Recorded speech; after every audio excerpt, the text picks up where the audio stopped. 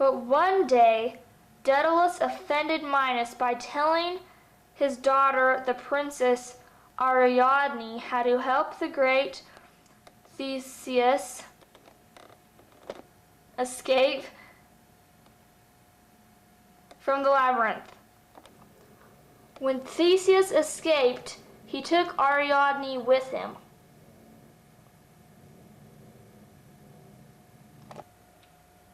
And consequently, Minos never forgave Daedalus. Minos attempted to imprison Daedalus and his son Icarus in the maze. The maze presented no difficulty for Daedalus and his son Icarus, and he did have to solve the problem of getting off the island. He made wings for him and Icarus.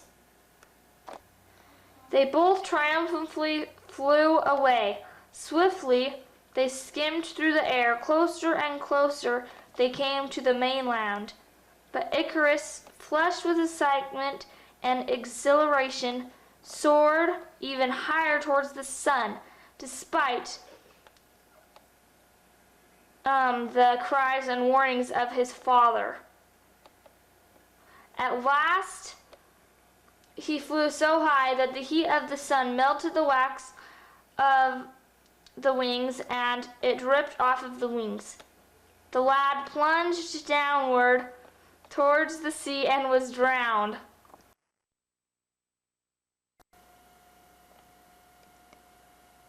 The sea he fell into was later called the Icarian Sea.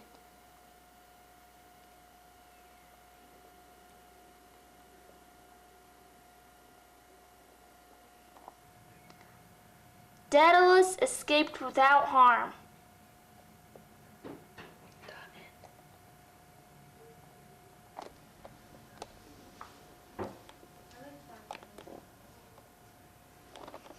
No, I don't want a picture of me right before my video. My baby! My baby! An oracle warned Laius, king of Thebes, on the birth of a son, that the infant, if allowed to grow up, would endanger both his throne and his life. Laius, you should kill your son. If you let him live, he will rule over all. No, he won't really do that. Yes. Herdsmen! Herdsmen! Come at once! So Laius ordered a herdsman to kill the child. Dun dun dun!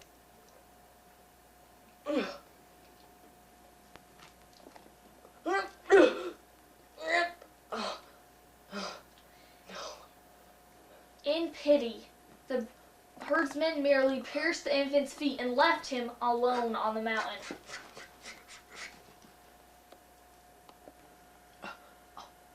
Whose baby? There, another herdsman found the child and took him to King Polybus of Corinth. A baby. His feet are swollen. The king adopted the child as his own son and called him Oedipus, or swollen foot.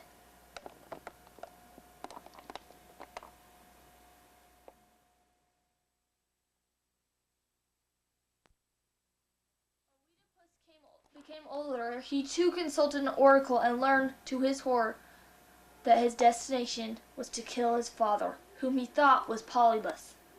No, I have to kill my father?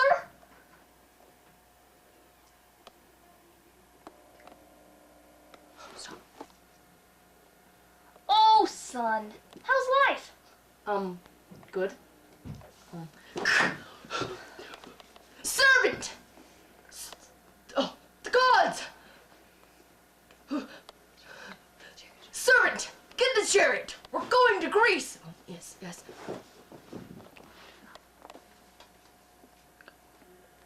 Once on a narrow road, he met a man in another chariot who haughtily ordered him to give way.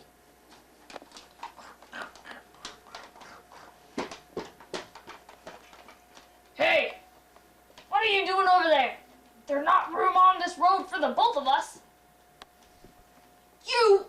I'm staying right here. When Oedipus refused, the attendant leaped out of the other chariot and slew one of Oedipus's horses. Go!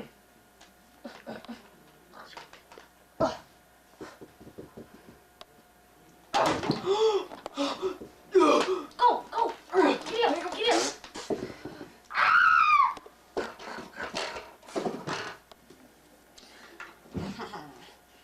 Then Oedipus in great anger slew the man in the chariot.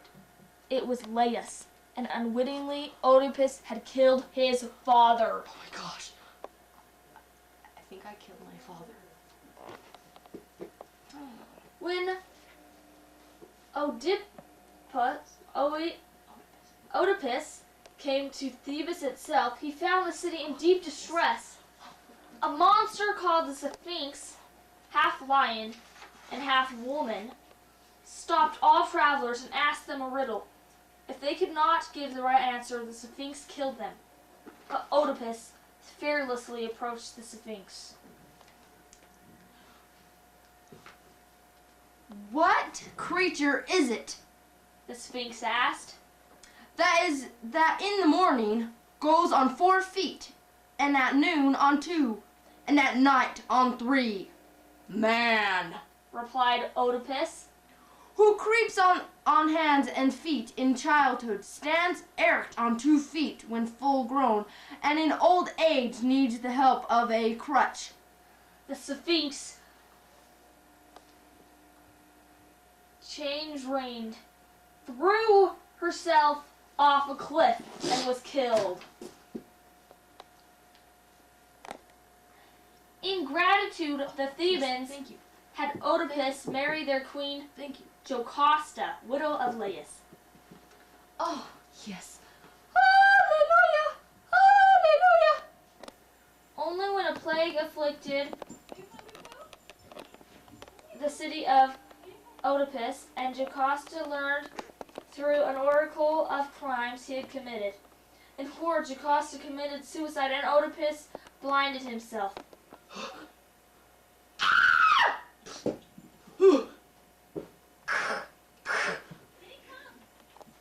For many months, Oedipus, accompanied by his faithful daughter Antigone, went begging through Greece. Please. At last the gods released him from life. Father,